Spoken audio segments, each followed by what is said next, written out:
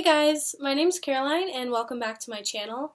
Today I'm going to tell you how I became a paid freelance writer in high school and how you can do the same if you are passionate about writing and you are looking for some ways to make some extra cash in high school.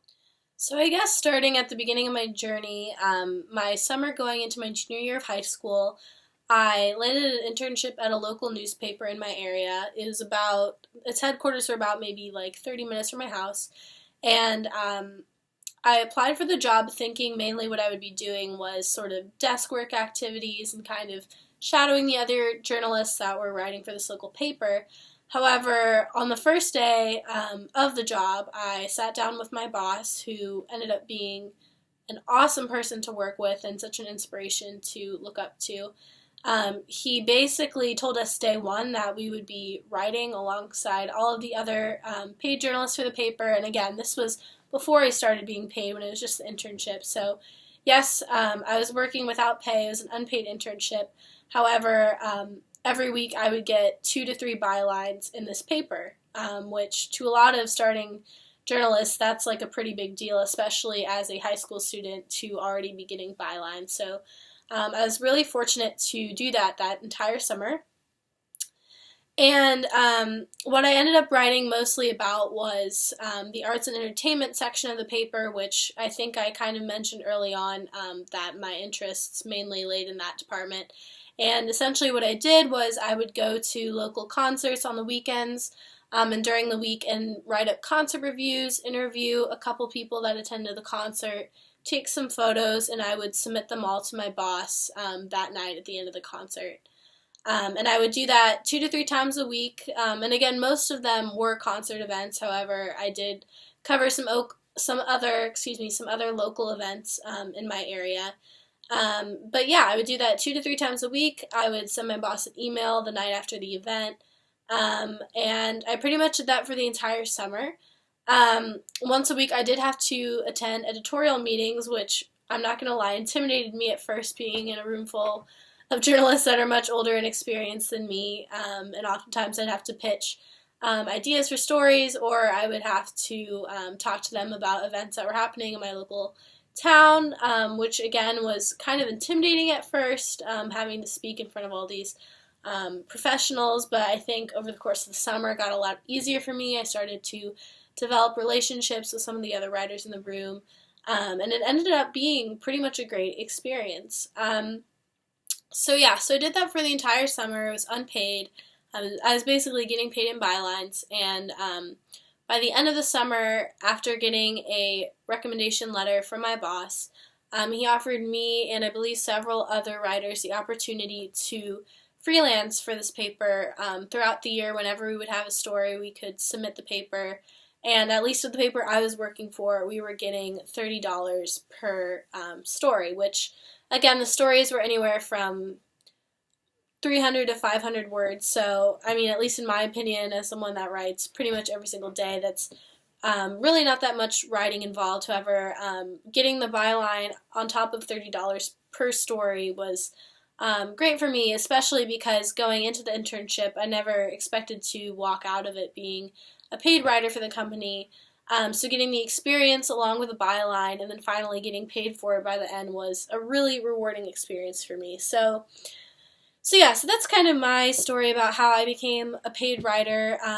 Although now I'm in college and I go to school in a different state, sometimes I will submit articles just like in my free time if I'm looking for some extra cash or just looking to get some more experience in the field. And my boss is really flexible about what I write about now, so pretty much I can email him and say, hey, there's a concert happening downtown this Saturday, can I cover it for about like 500 words, and most of the time I think every time I've asked, he'll just email me back a short response and say, yeah, sure, go for it. So my experience eventually being paid for my work has been really awesome for me, and I think being in an environment that forced me to write every single day, revise every single day, made me a much better writer. And going into junior year, I think that was really vital because I was applying to colleges and I was writing out a lot of applications and essays, and I think after having that experience, I gained so many good skills for both writing and revising. And it looked pretty good on my resume, I'm not going to lie. So anyway, so that's my story of how I became a paid freelance writer. And I know that depending on where you live, how old you are, and your experience with writing, of course it's going to differ, but I have been getting a lot of questions about how other people can start to become paid freelance writers, so I guess I'm just kind of making this video to share some of my tips and experience with you all. So I guess my first tip for becoming a paid freelance writer would definitely be to just write as much as you possibly can. It seems like a really basic thing to know how to do. Obviously, to be a paid freelance writer, you have to know how to write well. But I found that the more I wrote every single day, the better writer I was becoming. I kind of started to hone my, I guess, artistic voice more. I started to be able to catch my mistakes much more quickly just because I was writing every single day and I had to constantly review my work before I sent it in to my editor. And yeah, so it got to the point where I was writing at least, 300 words a day, which to some people is a lot, to some people that's nothing. But I think the key is before you start applying to websites to become a paid freelance writer, you have to be comfortable with your voice and you have to be comfortable writing a decent amount every single day. So my first tip would definitely be write as much as you can. Keep a journal if you have to. Even if you're writing just a couple of sentences a night, it can honestly make all the difference. So that would definitely be my first tip. My second tip would be networking as much as you can. And this is not only once you are in whatever internship you're working at or you're at whatever paper or magazine you end up working for. Once you become a paid freelance writer, all of the networking leading up to that is also incredibly vital. So I would say whenever you meet like a local journalist in your town that you would like to work for someday, or any writer, any blogger, pretty much anyone in the field that has similar interests as you or similar writing skills, I would definitely grab a business card from them. Ask if they ever allow shadowing opportunities or opportunities to revise any of their work, or to just basically work alongside them at any point in the game. I would definitely recommend networking. And also what I found was once I went off to college and I obviously had to stop freelancing as much because I wasn't in the same state as the paper I was working for, still being able to have that connection with my boss and being able to email him and ask him questions for advice. Like I remember when I was deciding what school to go to, I sent him an email telling him what my options were, and as an experienced journalist, of course, he recommended the University of Missouri, which is the school that I'm at now. It has the world's first journalism school, so definitely I made the right choice on that, and my boss definitely helped me decide that for myself. But just being able to have professionals in the field to look up to contact, to ask for advice, to ask them to read some of your work if they have any spare time, depending on what their schedules are like. Networking is key, and it can definitely help you down the line as well if you maintain those relationships with those professionals. Like, for example, when I was applying to this was actually a photojournalism class, so this is more photography related, but when I was applying to get into this class at my school, it was like an early enrollment program so that freshmen could start basically taking these senior classes. I got an email from my boss and a recommendation letter, which I think helped me get into the program. So just being able to have that connection and to have that person to look up to, I think, is also vital in becoming a paid freelance writer, regardless of whatever stage you're in for the process.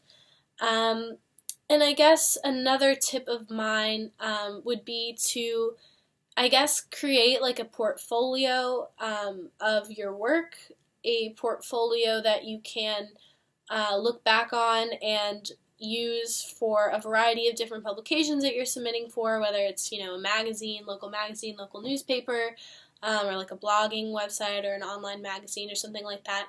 And I would just start to develop a portfolio and write some about like 500-word pieces of things that you're really passionate about. I've noticed that whenever I used to revise papers and stuff in high school for my friends and stuff, I could immediately tell when they were passionate about what they were talking about and when they were just definitely not interested. So being able to write things that you're passionate about, I think, is when you start to develop your voice the best as a writer, and when you can really own your own skills as a writer. So I would say if you could develop a portfolio sooner rather than later of a couple sample pieces, whether you're writing about music and entertainment like I did, or if you're covering like just local events in the paper, if you can have some samples that you can submit to whatever publication you want to start writing for, if they're, hiring students your age, is huge, because basically that's the other half of your resume. In the field of journalism, of course, like, grades are important when you're applying to schools and when you're applying to jobs after schools. However, I think, or at least from what I've heard, experience really trumps all, and it's all about, what your skills are going to be like when you're put in the field, and who you've worked for in the past and what you've done in the past. So I think experience really does trump all when it comes to the field of journalism. So again, I would say write as much as you possibly can. Keep up your networking, because networking is so important. I mean, really, in whatever field you decide to work in someday, but I think especially journalism, it's really important to maintain a good network and a good following. And then I would also say start making your portfolio as soon as you decide you want to be a paid freelance writer. I believe I think we're on the fourth tip now. My fourth tip would be to be patient. Like a lot of different things, you're not going to be incredibly successful right off the bat, most likely. Don't be afraid to be turned down, whether you submit something to an online publication that doesn't want to publish your work, or just simply doesn't have enough room to publish your piece. Really don't be disgruntled by that, and don't be discouraged, because the field of journalism, I mean, just like YouTube, like, it's so saturated with so many people that want to write or photograph or, edit, whatever. It's a very saturated field, and it's incredibly competitive. So if you don't get published in a publication you want to write for right off the bat, or if your editor doesn't like your first piece immediately and you get your paper back with a ton of edits, whatever you do, don't be discouraged. I mean, it literally happens to everyone when they first start out, and the more you can adapt to whether it's rejection, or the more you can adapt to the edits or types of things that your editor is looking for, the better writer you will be, and the quicker you will start to develop kind of the writing style that your editor wants you to have, and that will get you published eventually. So my fourth tip would definitely be patient. Don't be disgruntled, and this is just one of those things that you have to keep working at. You can always improve, and again, by writing every single day, the more you write, the better writer you will be, and obviously the larger chances that you will be published in a publication you want to write for. So that would be my fourth tip. And I guess my fifth tip would be build your resume as much as possible. And this is especially when you're applying to other internships, of course.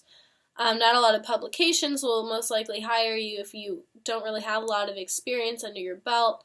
So the sooner you can be published, whether it's online, published in a local newspaper, local magazine, the better your chances will be that you will be hired in the future, and the better chances that you will become paid, because they know that obviously you've put in the work before, you know what the standards of a professional publication are, and you kind of know what they're looking for, and you know kind of the rigor in which, like, you need to work to keep up the rest of the professionals that are working for that publication. So my last tip would definitely be experience is key, especially in the field of journalism, and I would send your application to anywhere that you would like to be even remotely published if you're remotely interested in it. Of course, when you're applying to whatever publication you want to work for, in your cover letter or your application, of course, you want to be incredibly passionate about the publication and the company. It really helps if you cite like specific writers that you like that work for that company, or certain articles that you enjoyed reading that stick out to you. The more personalized you can be when you apply to these publications, of course, you want to be extra personalized, but I would say the more likely you will be paid, in other words, sorry, let me try to reword this, you will be paid more likely if you have more experience under your belt. So I know that sometimes, like when you're in high school and you're taking a lot of classes, a lot of people in the area I lived in, we took a lot of AP classes to get into good colleges and all this stuff. I know sometimes it can be hard to balance your freelance work with your school work, but the more experience you can get under your belt during the school year and over the summers, the more likely you will get paid for your work in the future. So that's just kind of my experience with becoming a paid freelance writer, and some of my tips and things that I've learned over the past couple years that I've been writing for the publication that I'm working for. Also, I'd like to add, this isn't necessarily in the field of paid journalism, but if you go to college, they have a lot of online publications that you can work for, which mostly are free. Like, for example, I'm writing for the Tab and the Odyssey Online right now, which I will leave a link in the description if you want to check those out. And for the most part, yes, those are free. Most have weekly deadlines or bi-monthly deadlines for submitting pieces. However, you have a lot of freedom when it comes to what you want to write about, and the more passionate you are about what you're writing, I think the more people on your social media accounts will notice, and that will allow the articles to be picked up more. And basically the platforms work, or at least most of them work in a way where if you get the most shares, like on your team, like for example at the University of Missouri, like if I were to get the most shares for an article, I would be paid a certain amount of money that week, like $20 or something like that. And again, like it's definitely not the same consistent pay as I was getting working for my local paper back home. However, if you think that you are a competitive enough writer to become the most shared on your platform, that would be another additional way you can make money in college. However, if you're looking for a more steady income, I would maybe look for something that's more local. But they're both great publications to work for, and you get a lot of experience writing. It literally forces you to write every single week, which is great because it kind of like keeps that, I guess, artistic side in me every week, especially if I've had a long week of school. It just kind of helps like re-energize my mind and kind of give me a productive break of something to do in my spare time and to keep honing my writing skills. So I would definitely recommend either of those websites as well. If you're looking to gain more experience, and potentially if you're looking to gain some more money. But yeah, other than that, I think that's pretty much it. If you have any more questions, feel free to ask me in the comments or DM me. Until next time, I will talk to you later. See ya.